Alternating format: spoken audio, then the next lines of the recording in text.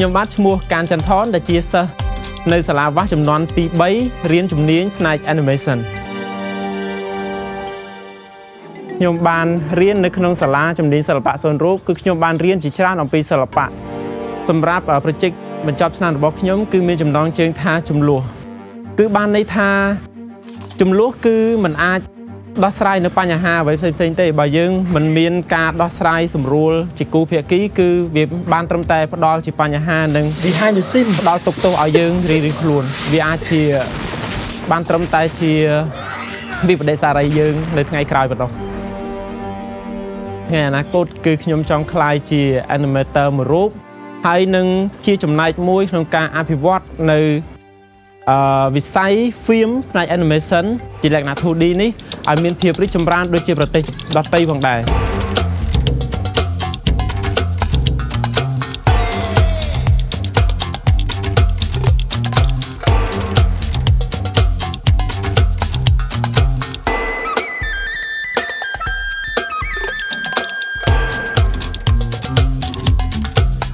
ជំរាបសួរនាងខ្ញុំឈ្មោះឆានប៉ូអេជាសិស្ស Graphic Design នៃសាលាជំនាញសិល្បៈសូនរូបចំនួនទី3បន្ទាប់ពីសិក្សាអស់រយៈពេល4ឆ្នាំនាងខ្ញុំទទួលបានជំនាញជាច្រើនដូចជាការគូររូបនិងជំនាញកុំព្យូទ័រដែលអាចបញ្ចូលគ្នាបង្កើតជាការសិល្បៈថ្មីគម្រោងបញ្ចប់ការសិក្សារបស់ខ្ញុំធ្វើទៅលើការបង្កើតរោងកុនថ្មីដោយឃើញថាការពីមុនមានការទទួលគ្រប់គ្រងខ្លាំងមែនទែនទៅលើវិស័យភាពយន្តអញ្ចឹងហើយយើងបានធ្លាក់ចុះទៅលើការគ្រប់គ្រងវិស័យហ្នឹងអញ្ចឹងខ្ញុំចូលចិត្តនិងចាប់អារម្មណ៍ទៅលើវិស័យភាពយន្តហ្នឹងអញ្ចឹងគឺខ្ញុំចង់ឲ្យប្រជាជនខ្មែរទាំងអស់ហ្នឹងចាប់អារម្មណ៍ទៅលើវិស័យហ្នឹងឡើងវិញដោយខ្ញុំបានបង្កើតទៅលើគម្រោងរោងកុនថ្មីមួយដែលមានលក្ខណៈជាស្តង់ដារសម្រាប់អ្នកដែលចូលចិត្តទស្សនាខ្សែភាពយន្តហើយសម្រាប់អ្នកដែលមានចំណាប់អារម្មណ៍ទៅលើផ្នែកសិល្បៈក៏ដូចជា Graphic Design ឬក៏គំនូរជីវចលអាចមកចោះឈ្មោះនិងសាកសួរព័ត៌មានបន្ថែមនៅសមាគមហ្វាពន្លឺសិល្បៈហើយខ្ញុំជឿជាក់ថាបន្ទាប់ពីបញ្ចប់ការសិក្សានៅសាលាសមាគមហ្វាពន្លឺសិល្បៈអ្នកទាំងអស់គ្នានឹងទទួលបានជំនាញមួយយ៉ាងពិតប្រាកដទៅថ្ងៃអនាគត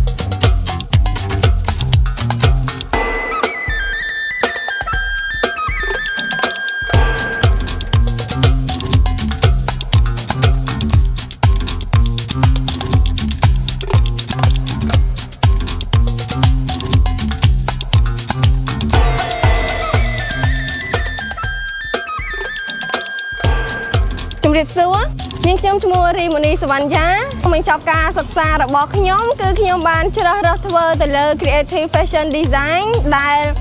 និយាយអំពីការចងចាំរបស់ប្រជាជនខ្មែរដែលមានចំពោះខេត្តបាត់ដំបងដោយសារតែខ្ញុំគឺជាអ្នកខេត្តបាត់ដំបងហើយខ្ញុំស្រឡាញ់ខេត្តមួយនេះហើយខ្ញុំចង់គ្រប់គ្រងទៅលើការចងចាំរបស់ប្រជាជនខ្មែរដែលមានចំពោះខេត្តមួយនេះទើបជំរុញឲ្យខ្ញុំមានទឹកចិត្តធ្វើទៅលើគម្រោងមួយដែលនិយាយពីការចងចាំសម្រាប់បទពិសោធន៍ដែលខ្ញុំទទួលបានពីសាលាសិល្បៈសូនរូបមួយនេះគឺខ្ញុំសូមលើកទឹកចិត្តទៅដល់បងប្អូនដែលជាយុវជនខ្មែរជំនាន់ថ្មីខ្ញុំសូមលើកទឹកចិត្តថាសូមឲ្យមកចុះឈ្មោះនៅសាលារៀននេះពីព្រោះខ្ញុំជឿជាក់ថាអ្នកទាំងអស់គ្នានឹងទទួលបានអនាគតដ៏ល្អហើយនឹងជំនាញដ៏ពិតប្រាកដ